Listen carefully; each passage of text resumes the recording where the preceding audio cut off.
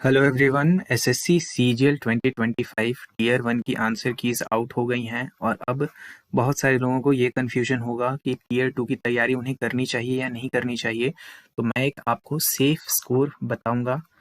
Publicly available data जो है जिसमें 1 लाख से ज़्यादा लोगों ने अभी पार्टिसिपेट कर लिया है और अभी उसका साइज और बढ़ने ही वाला है।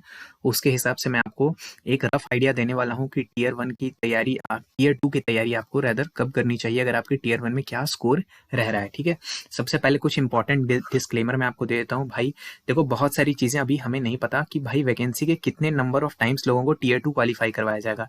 ये नंबर वेरी करते रहता है, 10 से 12 गुना लोगों को, कभी कभी एसएससी का मूड अच्छा रहा तो 15 गुना लोगों को भी क्वालिफाई करवा देती है और कभी मूड खराब रहा तो 10 से नीचे भी चला जाता है, नंबर 9 पॉइंट कुछ में चला जाता है। तो इसीलिए ये हमें श्योर शॉट अभी नहीं पता है। ये एक बहुत बड़ा वेरिएबल है और आपको लग रहा होगा कि सिर्फ 1-2 टाइम्स का क्या फर्क पड़ता है, बट बहुत ज्यादा फर्क पड़ता है। ठीक, दूसरी बात, कौन सी वैकेंसी को ये लोग इस्तेमाल करेंगे? क्या जो टेंटेटिव वैकेंसी हमें दिखाई गई थी क्या उसका इस्तेमाल करेंगे या बाद में जो वैकेंसीज बढ़कर ऐड हुई हैं उन्हें यूज किया जाएगा? ये भी हम अभी नहीं जानते। सबसे इंपॉर्टेंट बात, कितने क्वेश्चंस गलत होते हैं, कौन से शिफ्ट में कितने सवाल गलत होते हैं, बोनस किस तरह से डिस्ट्रीब्यूट होता है, ये बहुत बड़ा वेरिएबल है। इसीलिए मैं आपको स्ट्रांगली बोलूंगा कि भाई जो भी चीजें मैं वीडियो में बताने वाला हूं उसके बेसिस पर अपने करियर का कोई मेजर बड़ा डिसीजन मत ले लेना।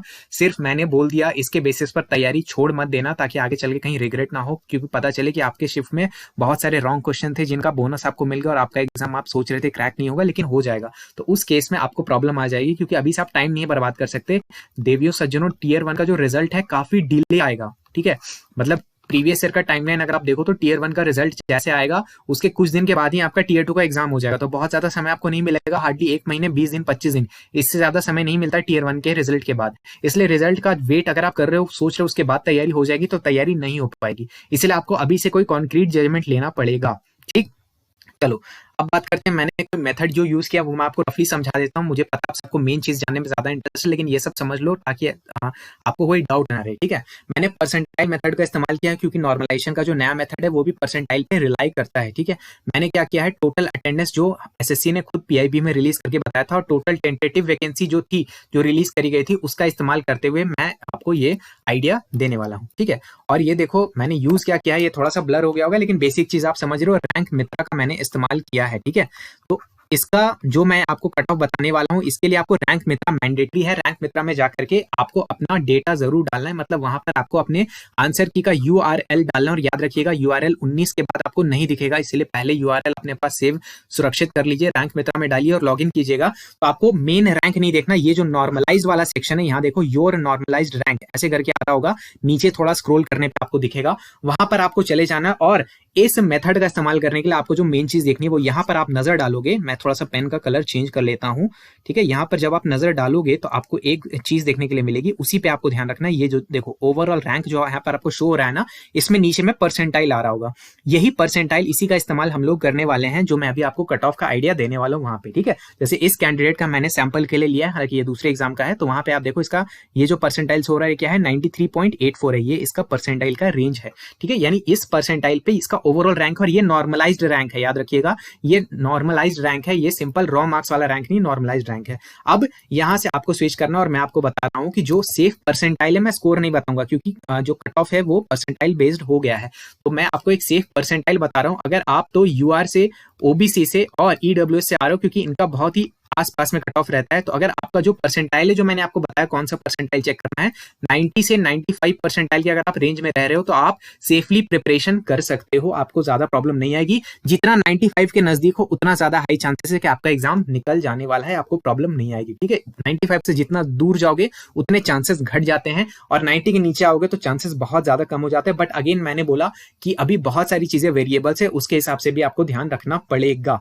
ठीक है, अगर आप एसटी कैंडिडेट हो या एससी कैंडिडेट हो, अगर इन कैंडिडेट्स में अगर आप आते हो तो 80 से 85 परसेंटाइल ये आपके लिए सेफ होगा। और अगर अभी जाकर के कमेंट में कोई महामूर्ख व्यक्ति ये पूछेगा कि कौन से परसेंटाइल की बात हो रही, तो बहुत गंदी वाली गालियां देने वाला हूं मैं से कमेंट में, ये देख लेना, क्योंकि मैंने ऑलरेडी सब कुछ एक्सप्लेन किया हुआ है कि किस परसेंटाइल को देखना है, कहां से देखना है, कौन सा वेबसाइट है, सब मैंने बताया। अगर अभी कोई देखकर ये कमेंट करा यानी उसने पूरा वीडियो नहीं देखा, और ऐसे लोगों को मैं रिप्लाई नहीं दूंगा। दूसरे ऐसे लोग भी जो आकर के पूछेंगे कि मेरा इतना मार्क्स है और इस शिफ्ट से मैं आता हूं, मेरा क्लियर होगा या नहीं होगा, ऐसे लोगों को भी मैं एंटरटेन नहीं नहीं करूंगा, क्योंकि मैंने आपको सिंपल तरीका बता दिया आपको कैसे चेक करना है। रैंक मित्रा में जाना है, वहां पर आपको परसेंटाइल मिल जाएगा, इस परसेंटाइल रेंज में हो, टीयर 2 की तैयारी में लग जाओ। 95 से जितना नजदीक हो उतने ज्यादा हाई चांसेस आपके क्रैक होने के हैं, तो बिल्कुल सुरक्षित हो। 95 के ऊपर हो तो बल्ले बल्ले, बहुत अच्छा आपका परफॉर्मेंस रहा है। Very very congratulations to all of you.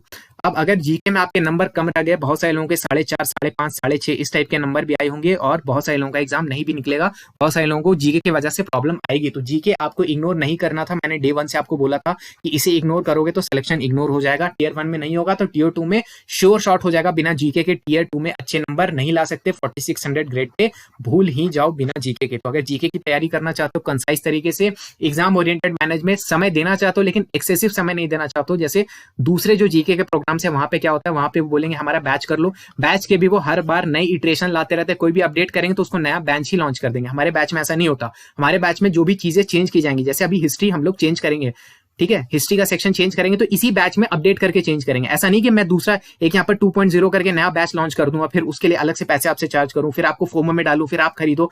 ये सब चीजें हम यहाँ पर नहीं करते हैं। जो भी अपडेशन होगा, चेंजेस होंगे, इसी बैच के अंदर होंगे। अभी दिवाली का ऑफर चल रहा है, कूपन कोड, अगर आप दिवाली ये कूपन कोड का इस्तेमाल करोगे तो आपको ये जो बैच है बहुत ही अट्रैक्टिव प्राइसेस पर मिल जाएगा। केवल आपको 349 रुपीज पे करना पड़ेगा इस बैच के लिए, ठीक है। तो ये बहुत ही अच्छा प्राइस है।